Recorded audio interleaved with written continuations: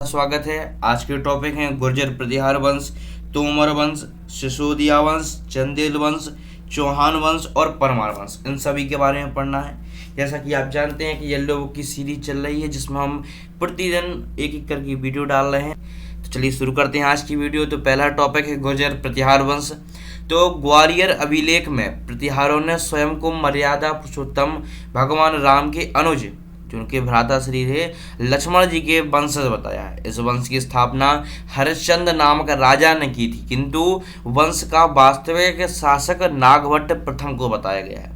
माहेर भोज प्रथम जो कि 836 से 885 ईस्वी तक इस वंश का सबसे प्रतापी राजा था। मेहर भोज ने राष्ट्रकूट शासक कृष्ण द्वितीय को हराकर मालवा प्राप्त किया था। मेहर भोज वैष्णव धर्म का अनुयायी था अर्थात भगवान विष्णु का अनुयायी था। मेहर भोज ने अपनी राजधानी कन्नौज को बनाया था। इनके काल में अरबी यात्री सुलेमान जो अरबी यात्री था सुलेमान वो भारत आया था। मेहर भोज के बाद उनके पुत्र महेंद्रपाल प्रथम जो कि 885 ईस्वी से 910 ईस्वी तक शासन किया। लेखों में से परम भट्टारक, महाराजाधिराज और परमेश्वर की उपाधि दी गई है। हेनसांग ने गुर्जर साम्राज्य को पश्चिमी भारत का दूसरा सबसे बड़ा राज्य कहा था। दूसरा सबसे बड़ा राज्य था पश्चिमी भारत का। गुर्जर प्रतिहारों ने विदेशी आक्रमणकारों के समय भारत के द्वारपाल की भूमिका निभाई थी। इस वंश के अंतिम शासक यशपाल थे। इसके बाद दूसरा टॉपिक है तोमर वंश। तो तोमर वंश की स्थापना अनंगपाल तोमर ने 736 ईस्वी में की थी। इसने दिल्ली नगर की स्थापना की, इसे अपनी राजधानी बनाया। तोमर वैष्णव धर्म का अनुयायी था। तीसरा टॉपिक है सिसोदिया वंश। तो हमीर देव ने सिसोदिया वंश की स्थापना की थी। सिसोदिया वंश की राजधानी चित्तौड़गढ़ थी। चित्तौड़गढ़ जो कि अभी स्थित है राजस्थान का। विजय स्तंभ चित्तौड़गढ़ में स्थित है, जिसे राणा कुंभा ने अपनी विजय के उपलक्ष्य में बनवाया था। राणा कुंभा संगीत का सर्वाधिक शौकीन थे। 1518 में राणा सांगा एवं इब्राहिम लोदी के बीच खतौनी का युद्ध हुआ था। कौशक खतौनी का युद्ध 1518 में राणा सांगा और इब्राहिम लोदी के बीच हुआ था। खतौनी की लड़ाई का मुख्य कारण था कि राणा सांगा द्वारा इब्राहिम लोदी का साथ न देना। 1527 में राणा सांगा और बाबर के बीच खानवा का युद्ध हुआ। कब खानवा का युद्ध कब हुआ था? तो 1527 में किनके बीच? राणा सांगा और बाबर के बीच हुआ था। सिसोदिया वंश के सबसे प्रतापी शासक महाराणा प्रताप हुए। 1576 ईस्वी में हल्दी घाटी का युद्ध हुआ। ये सभी लोगों को पता है कि 1576 में हल्दी घाटी का युद्ध हुआ था, जो कि अकबर और महाराणा प्रताप के बीच हुआ था। इस युद्ध में अकबर की विजय हुई थी। महाराणा प्रताप का पराक्रमी सेनापति का नाम झाला सरदार था।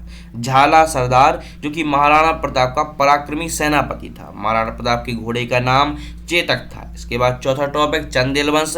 तो गुर्जर प्रतिहार वंश के बाद चंदेल वंश की स्थापना हुई। इसके बाद गुर्जर प्रतिहार वंश के बाद चंदेल वंश की स्थापना हुई। इस वंश की स्थापना ननुक नामक ने की थी। ननुक ने 831 ईस्वी में की थी। इनकी राजधानी खजुराहो थी।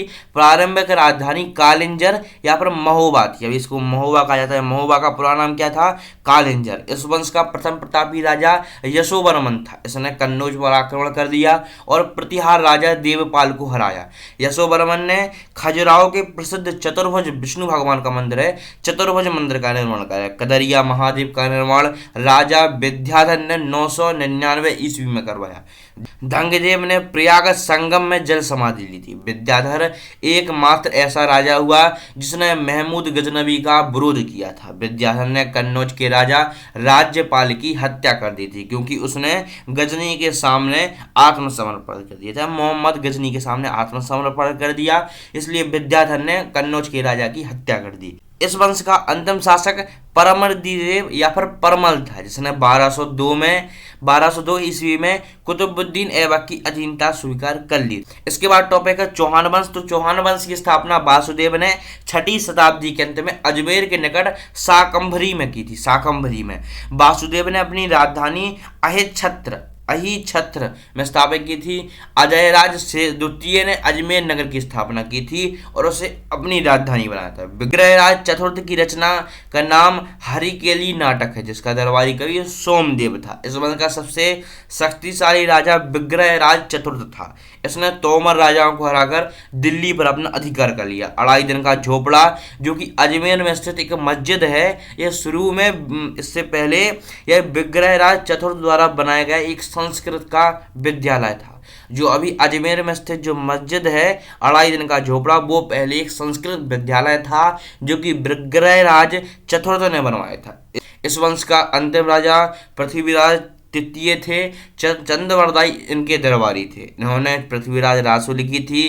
चंद्रवरदाई को प्रथम हिंदी कवि कहा जाता है। तराइन का प्रथम युद्ध 1191 ईस्वी में हुआ था, जो कि पृथ्वीराज चौहान और मोहम्मद गोरी के बीच हुआ था। इस युद्ध में पृथ्वीराज चौहान की जीत हुई थी। तराइन का द्वितीय युद्ध 1192 में हुआ, जो कि पृथ्वीराज और मोहम्मद गोरी के बीच हुआ। इसमें पृथ्वीराज चौहान की हार हो गई। मोहम्मद गोरी ने पृथ्वीराज चौहान के पुत्र गोविंद को अपनी अधीनता में अजमेर का शासक बना दिया। इसके बाद टॉपिक है परमार वंश। तो परमार वंश का संस्थापक उपेंद्र राज या फिर जिसको कृष्ण राज भी कहा जाता था। इसकी राजधानी धारा नगरी थी। पहले परमारों की राजधानी उज्जैन थी। पहले उज्जैन थी, बाद में धारा नगरी उन्होंने कर दी। इस वंश का महान शासक राजा भोज था। भोज को कविराज उपनाम से भी जाना जाता है। इसने भोजपुर झील तथा भोजपुर नगर की स्थापना की थी। राजा भोज ने अपनी राजधानी में सरस्वती मंदिर बनाया था। राजा भोज ने त्रिभुवन नारायण मंदिर का निर्माण चित्तौड़ में करवाया था। तो इसी के साथ आज 13वें दिन क्लास समाप्त होती है। अगर आपको वीडियो अच्छी लगी हो तो वीडियो को लाइक करें, शेयर करें और चैनल को सब्सक्राइब कर दें। हम आपके लिए प्रतिदिन इसी प्रकार से वीडियो लेते रहेंगे।